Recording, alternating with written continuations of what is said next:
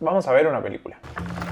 Si no la viste te la voy a spoilear un poco. Básicamente es una historia en la que hay un tornado que está lleno de tiburones y arrasa con todo a su paso. Es una historia fantástica. Pero lo que te quiero mostrar es esto que aparece al final de la película. Los eventos y personajes de esta película son ficticios y cualquier similitud con la realidad es pura coincidencia. ¿Un tornado con tiburones adentro? ¿Era necesario aclarar? Obviamente no es la primera vez que veo esta frase, pero me empecé a dar cuenta que esto aparece en películas tan fantasiosas como esta, hasta en películas más reales. Así que quise averiguar por qué esta aclaración se volvió tan importante como para que tantas películas la tengan. Y me encontré con una historia muy interesante porque me parece que habla mucho sobre cómo manejamos el vínculo entre la realidad y la ficción. La tensión entre lo real y lo ficticio no es algo nuevo.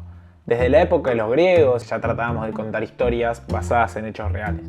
Pero para la época en la que se empezó a popularizar el cine, esto se profundizó más todavía. Y así también empezaron los conflictos. Investigando sobre el tema me encontré con este libro de John Aquino que habla sobre varios de los casos en los que la realidad y la ficción chocaron legalmente. Y acá habla sobre la historia que nos trajo hasta acá. Pero para empezar a contarla, primero hay que tratar de trazar una línea entre los personajes ficticios y los reales. Y para eso hay que empezar yendo a Rusia. Nos ubicamos a principios de 1900, cuando vivía Rasputin, que es este muchacho que tenemos acá. Si no lo ubicás, es una figura bastante conocida de la historia rusa. Decían que tenía algo así como poderes mágicos y por eso era curandero. Era muy carismático, entonces la gente lo quería mucho y así es que se hizo amigo de los reyes. Pero así como se hizo amigos, también se hizo enemigos. Como por ejemplo el príncipe Félix Yusupov, que era un aristócrata ruso que estaba perdiendo poder ante la influencia de Rasputin. Acá está con su mujer Irina, que también es una parte importante de esta historia. Pero bueno, ahora que tenemos los personajes, vamos con lo que pasó. Estamos en 1916 y Yusupov, con otros aristócratas rusos, lo que hizo fue invitar a Rasputin a su palacio con el plan de asesinarlo. Acá puedes ver una recreación de lo que pasó que hay en un museo ruso. Y lo que hicieron los aristócratas rusos fue darle de comer a Rasputin comida envenenada. Pero como eso pareció no resultar, directamente le pegaron 3 tiros. Y después tiraron su cuerpo en el río Neva de San Petersburgo. Tranqui. Después de enterarse de lo que hizo el príncipe, el zar Nicolás II, que es este que tenés acá, decidió exiliar a Félix Yusupov, que se terminó yendo a vivir a París junto a su mujer. Es una historia bastante buena, ¿no? Involucra reyes, muertes y exilios. Así que con este potencial dramático de eventos salieron varias películas sobre la historia de Rasputin. Sin buscar mucho me encontré con estas 3 que salieron entre 1928 y 1932. Pero unos años más tarde, la Metro-Goldwyn-Mayer, que es la del León, produjo una de las más ambiciosas, cuando sacaron Rasputin y la zarina, basada en estos eventos. Fue una película que se tomaron muy en serio porque contrataron a los Barrymore, que eran consideradas la familia real de Hollywood. Y era una película tan especial que era la primera vez que los Barrymore iban a actuar juntos. Intentaron hacer una película históricamente precisa. Un joyero recreó las joyas de la corona en su escala exacta. Los lugares y la vestimenta fueron recreados bajo la supervisión de Natalie Bucknall, una aristócrata rusa exiliada. Y también en la película había personajes reales, como Rasputin o el zar Nicolás II. Pero había otras cosas claramente ficticias, como John Barrymore interpretando al príncipe Chegodif, que sería como un equivalente a Yusupov, y que estaba en pareja con Natalia, que sería el equivalente a Irina. Te preguntarás qué tiene que ver esto con la aclaración esa al final de las películas. Ahí vamos, ahí vamos. En 1932 se estrenó la película. Tuvo críticas variadas, pero en líneas generales no fue un gran éxito. Solamente tuvo una nominación a los premios Oscar.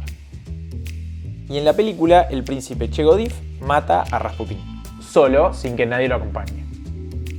Entonces, más allá del cambio de nombres, la película tenía la intención de contar el asesinato de Rasputin por parte de Yusupov. De hecho, en esta nota del New York Times de la época dicen que Chegodif representaba a Yusupov, así que no le escondían mucho. Y cuando salió, a Yusupov no le gustó. Primero intentó denunciar a MGM porque decía que el asesinato de Rasputin fue mostrado de una manera injusta y poco fiel a la verdad. Así que decía que lo estaban difamando. Pero eso no logró mucho éxito porque Yusupov ya había confesado matar a Rasputin. Y hasta lo había puesto en un libro. Así que la denuncia fue por otro lado.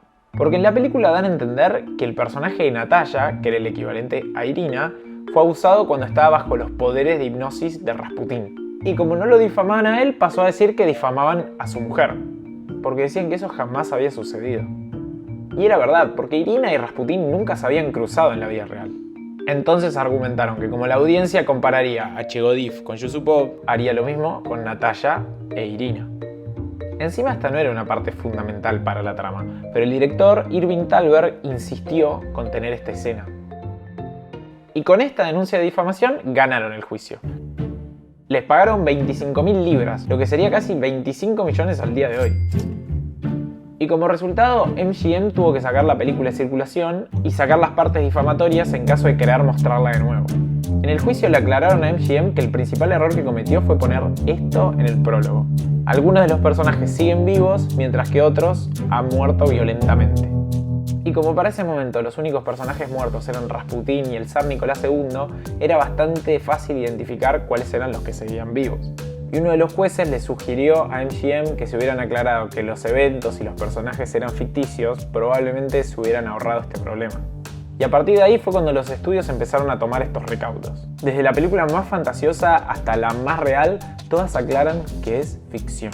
Pero ojo, porque poner esta frase al final de las películas no es algo obligatorio. Ni tampoco es que sea un escudo jurídico por completo. Por ejemplo, en 1980 se estrenó la película Idol Maker, que estaba basada en la historia de un cantante que se llamaba Fabián, pero no lo incluyeron en el proceso de producción y ni siquiera lo consultaron mientras la hacían.